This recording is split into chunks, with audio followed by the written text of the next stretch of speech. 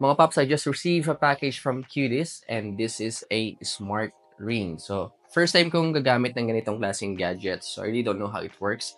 But maybe same lang din naman to ng mga smartwatch na meron tayo ngayon. Ang kaibahan lang, si Cuties ay gumagamit ng blockchain technology. Okay, so unbox na natin to. Lagyan natin tong plastic.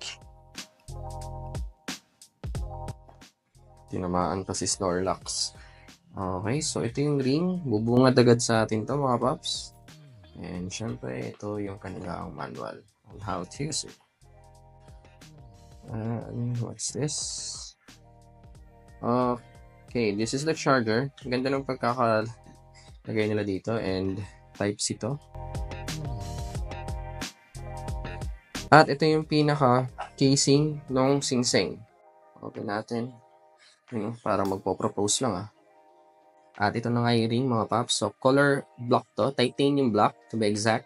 At simple lang yung design nito.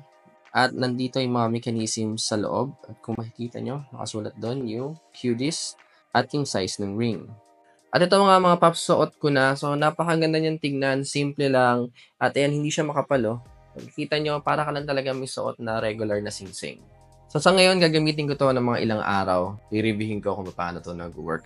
And then syempre, masi-check natin yan dito kapag in-scan tong QR code na to download their app. So available sila both iOS and Android. So yan mga Pops, abangan nyo na lang yung next update na gagawin ko kay Cuties.